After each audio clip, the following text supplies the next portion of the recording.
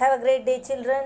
What we are going to see in our English class today is Unit 4 Supplementary Reader, The Aged Mother.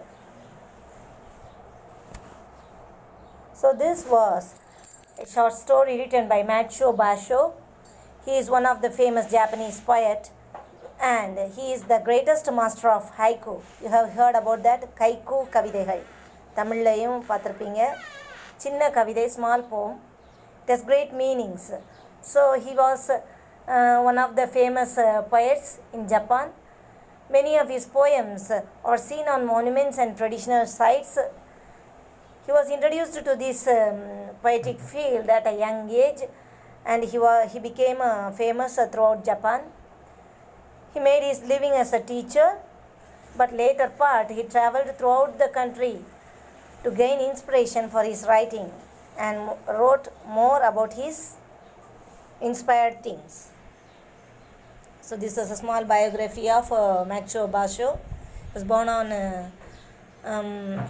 he lived during the 17th century, 1644 to 1964, and he died on November 28, 1694. So he has various pen names. அந்த புனை பெயர்னு சொல்லுவோமா, ஷோபோட்டோஷ் பேஷோன்னு சொல்லுவாங்க. One of his notable work is Oku no Hosomichi.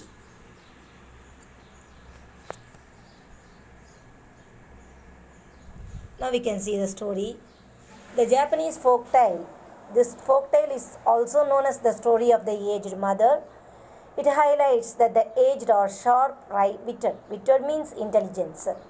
It describes the love and affection a son and his mother have for one another.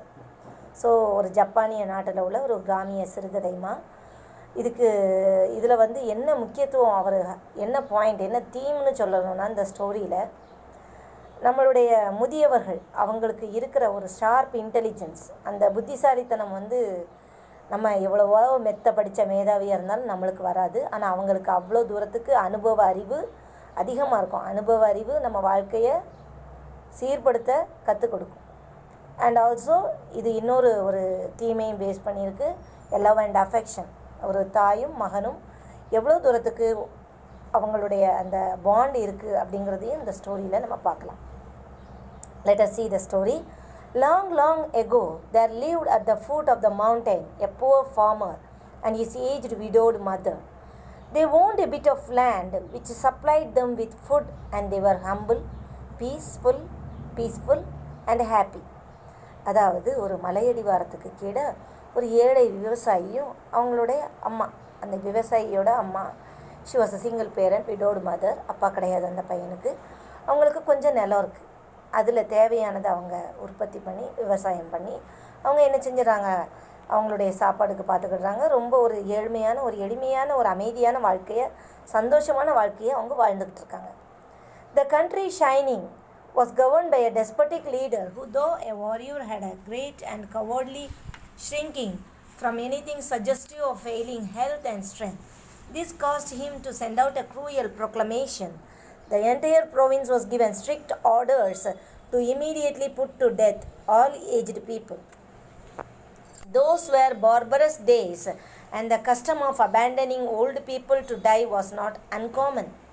The poor farmer loved his aged mother with tender reverence, and the order filled his heart with sorrow. But no one ever thought twice about obeying the mandate of the governor.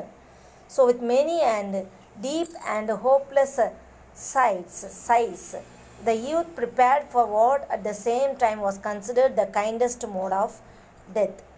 இந்த shining அப்படிங்கிற நாட்டில் அவங்க வந்து கொஞ்சம் ஒரு மலையடிவாரத்துக்கு கீழே இந்த ஏழை விவசாயி வாழ்கிறான். அந்த நாடோட பேர் ஷைனிங்மா. அதை ஆட்சி செய்கிற ஒரு cruel, despotic means a cruel leader, who though a warrior, ஒரு பெரிய நல்ல ஒரு போர் வீரனாக இருந்தாலுமே அவனுடைய உடல்நிலை காரணமாக அவனுக்கு நிறைய பயம் வருது. அதனால் அவன் நிறையா க்ரூயல் ஆர்டர்ஸை மக்களுக்கு போடுறான். அதெல்லாம் அவங்க பண்ணாங்கன்னா தனக்கு உடல்நிலை சரியாகும்னு நினைக்கிறான். தீஸ் காஸ்ட், அந்த ஃபெயிலிங் ஹெல்த் அவனுக்கு இருக்கிறதுனால, ஸ்ட்ரென்த்தும் அந்த இது இல்லாததுனால அவன் என்ன செய்கிறான்னா நிறைய cruel announcement, proclamation means announcement, அதை கொடுக்குறான். இதை கேட்ட உடனே அந்த என்டையர் ப்ரொவின்ஸு என்ன ஆகுதுடா, அவன் ஒரு ஆர்டர் கொடுக்குறான். என்னென்னா, வயசான எல்லாரையும் வந்து இருக்கக்கூடாது, உயிரோடு இருக்கக்கூடாது, அவங்க எல்லாத்தையும் சாகடிக்கணும் அப்படிங்கிற மாதிரி ஒரு அனௌன்ஸ்மெண்ட் ஆர்டர் கொடுக்குறான். அது வந்து அந்த காலத்தில் வந்து இட் வாஸ் எக்ஸ்ட்ரீம்லி ப்ரூட்டல். பார்பரஸ்னால் என்னதுமா extremely brutal. And the custom of அபேண்டனிங்னா டெசர்ட்டிங். இந்த மாதிரி ஒரு வயசான மக்களை வந்து அவங்கள வந்து அவங்க ஏஜ்டாலே நோயாலே இறந்து போகிறது வந்து காமனான விஷயமா. ஆனால் இது வந்து கிட்டத்தட்ட கொலைக்கு சமமாக மாறுது. அதனால் அந்த மக்களுக்கு வந்து அரசனும் ஆணை போட்டுட்டான், அதை மீறவும் முடியலை, ரொம்ப வேதனைப்படுறாங்க, கஷ்டப்படுறாங்க. The poor farmer loved his aged mother. அந்த ஏழை விவசாயிக்கு தன்னோட தாய் மேலே ஒரு ஒப்பற்ற பாசம், அதே மாதிரி மரியாதை, டெண்டர் ரெவரன்ஸ். அவன் வந்து எப்போவுமே மரியாதையாக நடத்துவான் தன்னுடைய தாயை. இந்த ஆர்டர் வந்து அவனுடைய இதயத்தை ரொம்ப சோகத்தில் மூழ்கடிச்சிட்டு, அதனால் அவன் என்ன செய்கிறான்னா, யாருமே அதை பற்றி மறுபடியும் கூட யோசிக்கலை. ஏன்னா இது வந்து கம்பல்சரி அஃபிஷியல் ஆர்டர், மேண்டேட்னா ஒரு official order of governor. So அதை நம்ம நிறைவேற்றி ஆகணும். நீ இமீடியட்டாக எல்லோரும் அந்த அவர் சொன்ன விஷயத்தை வந்து நிறைவேற்றிக்கிட்டே இருக்கிறாங்க. ஆனால் இவன் வந்து நிறைய பேர் என்ன செய்கிறாங்கன்னா, ஹோப்லெஸ் சைஸ்னால் ஒரு பெருமூச்சு விடுறதுன்னு சொல்லுவோம்ல, என்ன செய்ய இதுக்கு மேலே என்ன செய்யன்னு சொல்லிட்டு நிறைய பேர் என்ன செய்கிறாங்கன்னா, சரி த youth prepared for what at the time was considered இதுதான் அவங்கள வந்து ஒரு கைண்டஸ்ட் மோட் ஆஃப் டெத் அப்படின்னு நினைக்கிறாங்க. அப்போ இவனும் ஒரு யோசனையை தயாரிக்கிறான். என்ன பண்ணுறான்னு பாரு. Just at sundown, and when his day's work was ended, he took a quantity of unwhitened rice, which was the principal food for the poor, and he cooked, dried it, and tied in a square cloth, which he swung in a bundle around his neck, along with a gourd filled with cool sweet water. என்ன பண்ணுறான்னு பாருமா, அவன் அந்த சூரியன் மறைகிற நேரத்தில் அவன் நாள் முடிஞ்ச உடனே அவன் என்ன செய்கிறான், அந்த அந்த காலத்துலலாம் பாலிஷ் போடாத அரிசி அதை என்ன செய்கிறான்னா சமைக்கிறான். அதுக்கப்புறம் அதை என்ன செய்கிறான், காய வைக்கிறான். அப்புறம் ஒரு நல்ல ஒரு சதுரமான ஒரு துணியில் வச்சு நல்லா கட்டி அதை ஒரு பண்டில் மாதிரி ஆக்கி என்ன செஞ்சுக்கிட்டுறான். Around his neck along with a gourd filled with ஒரு காடுனா குடுவைன்னு சொல்லுவோம்லாமா, அந்த குடுவையில் வந்து நல்லா குளிர்ந்த அந்த இனிமையான ஒரு நீரை நிரப்பிட்டு அந்த சாப்பாடையும் எடுத்துகிட்டு அவன் கிளம்புறான். Then he lifted his helpless old mother to his back and started on his painful journey up the mountain. The road was long and steep. The narrow road was crossed and recrossed by many paths made by the hunters and woodcutters. In some place they lost and confused us, but he gave no heed. One path or another, it mattered not. On he went, climbing blindly upward, ever upward, towards the high bare summit of what is known as Obatshiyama, the mountain of the abandoning of the aged. அதுக்கப்புறம் அவன் என்ன செய்கிறான், தோளில் தன்னுடைய தாயாரை தூக்கி வச்சுக்கிட்டான். இந்த ஒரு வலி நிறைந்த ஒரு பயணத்தை அவன் என்ன செய்கிறான், அந்த மலை மேலே ஆரம்பிக்கிறான். நீளமாக போய்கிட்டே இருக்குது பாதை, லாங்கு, ரொம்ப மவுண்டனஸ் ரோடு இல்லாமல், அப்போது அது ரொம்ப நெடுந்தூரம் போகுது. அதுமாரி செங்குத்தாகவும் இருக்குது. அதில் நிறைய இடங்களில் வந்து நிறைய வுட்கட்டர்ஸ் அவங்க நிறைய ரீக்ராஸ்ட் அவன் வந்து தாண்டி தாண்டி போடுறான்.